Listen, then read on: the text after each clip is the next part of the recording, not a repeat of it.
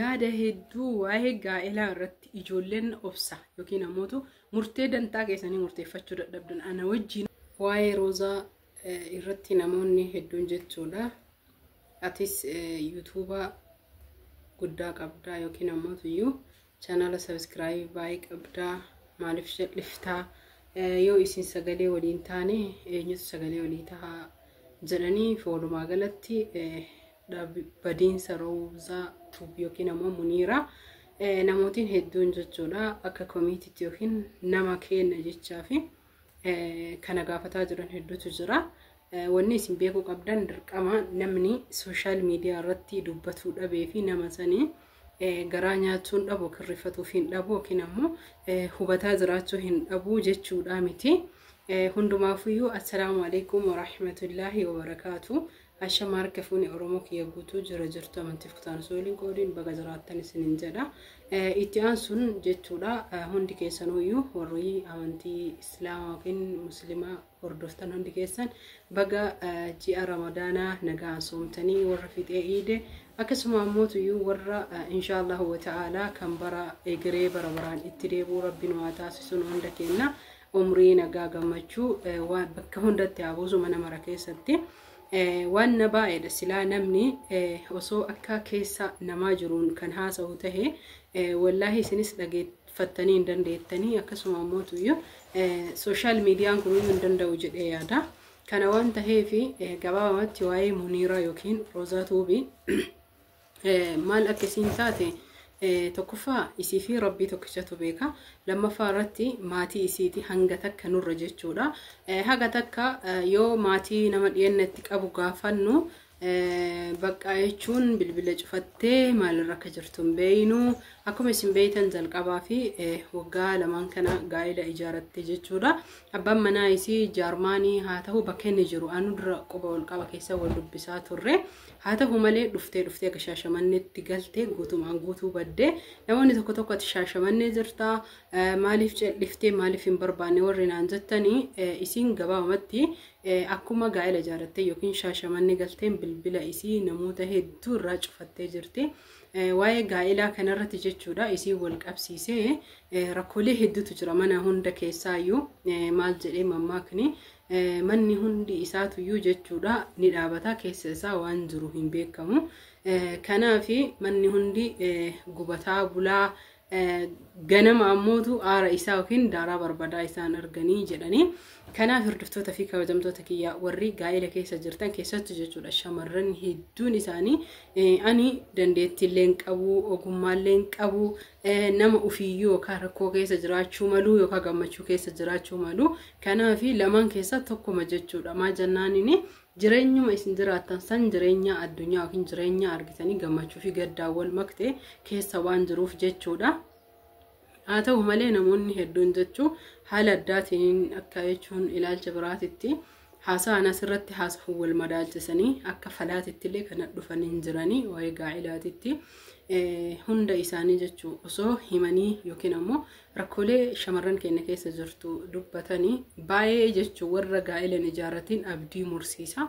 Haa ta'u kana haasa'uuf osoo hin tahin yaani waa'ee Roozaa irratti yeroo gabaabamatti jechuudha rabbiin bakka isiin jirtutti jalqaba nagaa haa godhu jiraattus baddus hundumaafuyyuu inshaallah lubbuun hin jirti jedhee abdii qaba.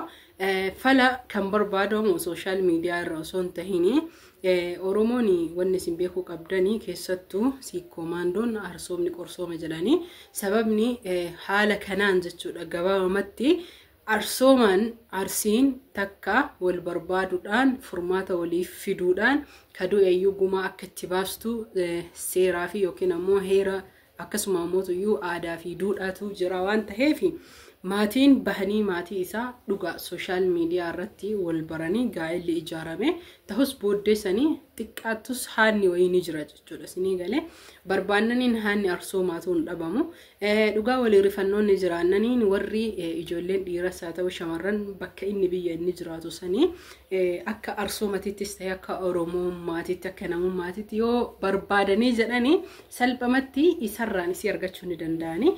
Itti aansuun ammoo namni wal keessa wanni isin beekuu qabdani diidaa baalee gadabii akkasuma immoo bakka feete jiraadhu arsii taate hundi isaaniitu iyyuu wal keessa dhihaa fi lixaa fi akkasuma immoo bahanillee jechuudha. Kanaaf gabaabamatti furmaanni inni jiru sooshaal miidiyaa irraan dubbanne wal komachuu osoo hin tahin maatiin furmaata maatii irraan jechuudha. Wanni isinii galuu qabu maatiin maatirraan hin dhufne tarii ofii jaalattee ofii waan akkasii ilaalcha maatii keenya keessa jirutu jira. Yaa jamaa jechuudha. Isin jaalachuu fi jaalachuu dhabuu wanni beekamu hin jiru. Ilmi namaa kuni hireedha carraadha. Hireen waan fal'aanni fuutee jedhe Oromoon isinii galee hundi isaa dhugaa rabbi isinitti himame irra caalan nama filateetii miti. Waan rabbi namaa filee fi qooda rabbi namaa qoode keessa jiraataa jira isinii galee. Kanaaf ammoo iyyuu shamarran yeroo hedduu jechuun akka gorsaatitti tarooza maatii keessa nama haga takkatti dhiyaatu anillee inshallah namummaaf jechaadha. Ani asirratti viidiyoo waa'ee roozaa gadhiisee wallaahi yuutuuba naa laalamuun barbaadu. Wannuma kamiyyuu jechuudha. YouTubera hunda isaa dadhabbii YouTubera dhibee keessattuu shamarranii wanna akka dhibee kiyyaatitti hubadhuuf jecha kanam tokko asirratti haasa'u natti hin tolu. Fakkeenyaaf namni yoo du'ee namni yoo wal dhabee namni yoo wal fuudhee rakkoolee adda addaa jechuudha dhimma dhuunfaa nam tokko irratti fidee jechuudha poosti godhee guyyaa saniif kuma hedduunaa laallama. Subscribe hedduun argadha gabaama beekamtii jechuudha. Wallahi isa sanin fedhu yeroo hedduu YouTube kiyya jala deema dhimma namaa wal qabatu abadan hin qabu.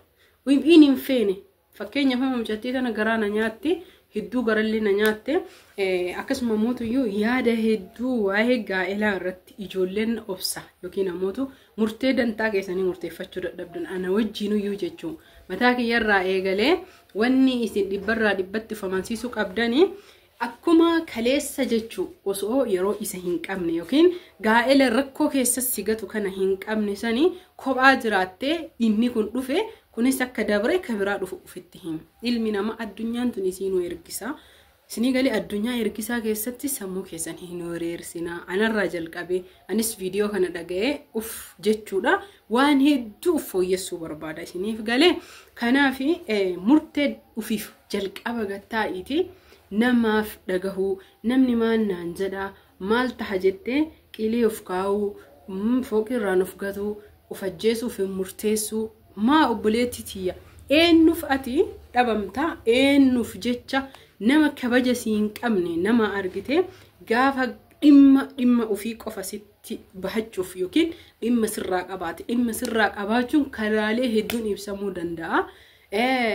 Wanna daqiiqaa shaniitiif yookiin ammoo ji'oota murtaahanii fi inni dhimma ofii san sitti bahu nama gaafa bal'inna argate bal'inna san siin dheeksu yookiin ammoo tuyyuu si icciitii isaa si dhoyfatu gabaabamatti yeroo hedduu jechuudha wanni wal balleessaa jiru gaa'ela keessatti icciitii abbaa manaa haati manaa beekuun qabduu jedhan. Akkam beekuun hin dandeenye haati manaatii fi abbaa manaa jechuun jarruu waliif icciitiidha kennaadha jedhee yaadaan akka dhuunfaa kiyyaatitti akka wallaala kiyyaatitti. Garuu namoonni hedduun jechuudha tahuu hin qabu. Dubartiin dubartiidha. Dubartiin dubartooma isii dubartiidha dhugaadha. Innis dhiira. Dubartiin ani dhiira of hin jettu takka illee hin jirtu. Garuu walirraa haqaa fi dirqamatu jira. Mirgaa fi dirqama kan jedhamu.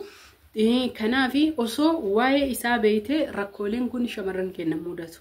Tokkoffaa irratti shamarran abbaan manaa fedheeyyuu jechuudha. Waa'ee jireenya isaa isin dhoksuu, icciitii godhachuu, atuu icciitii isaati, atuu kennaa isaati rakkoo guddaa akka qabuu fi akkasuma mootuyyuu hariiroo jireenya biraa akka qabu asumaan dhibbarraa dhibbatti sammuu keessanitti hima of amansiisa. Kana jechuun aartee, maraattee, bilbila kee cufattee, maatii rabbashuun, hawaasa, fira, hiriyoota kee namoota si beekan hunda hirriba dhoorguu osoo hin tahin bilbila cufachuu miti sammuu fi onnee kee gara isaa jiru cufadhu. Sigalee sammuu onnee kee qalbii kee ka gara isaa jiru hiraara si dhoorgee boqonnaa si dhoorgee jireenya kee irra murteessiin wal falmii sammuun kan kee gootu kana obboleetti tiyya gabaabsi dhugaa sitti maan jechuun gabaabsa shamarran kenna warri waa'ee abbaa manaa irratti yookiin gaa'ela yookiin jaalallee jettanii wallaahi wal falmii qalbii keessaniif sammuu keessan keessa gootan dhiifama manarraa tahaati dhiisa.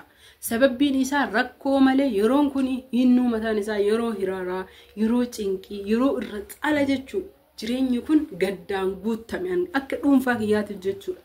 Osoo jechu toloo dalayde khayrii feete dalayde ilmi namaa khayrii sanillee hammeenyatti hiikkata yeroo akkasiisan keessa jirra.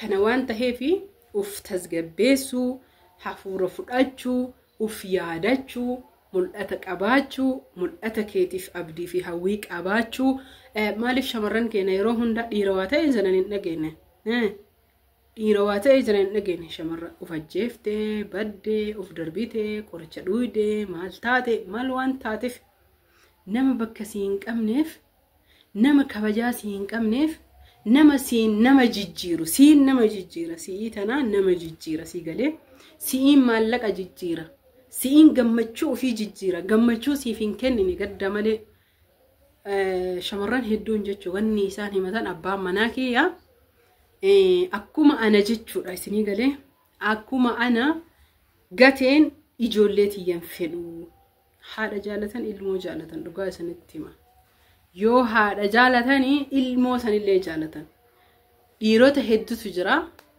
jireenya faayidaa ofii qofaaf si wajji jiraata ilmoo kan kee kasi fakkaatu yookiin akkasiin fakkaanne feene hedduutu jira isinii galee kanaaf isini jireenya ofii keessaniif jiraadha booda sanii namaaf jiraadha. Viidiyoolee hedduu qabadhee isiniif dhufaa garuu sa'aatii salaataati salaatatu gahe waan ta'eef malee inshallah wa ta'ala viidiyoo kanaan wal fakkaatu yoo rabbi fedhee yeroo qabaadhee jedhe gad isiniif dhiisa garuu waa'ee dhimma roozaa hundi keessanuyyuu du'aayii kadhaa fi fayyaa akka taatu gammachuun akka asbaatu rabbiin inshallah wa ta'ala jireenya asii achi bal'inna malee dhiphina hin qabne isii haa taasisiifaa taasisuu isiniin jedha nagaatti waraabulaa viidiyoo kana sheer waliif godha hiriyoota keessanillee akka irraa fayyadaman obboleeyyan keessan nagahatti fayyaan faaya.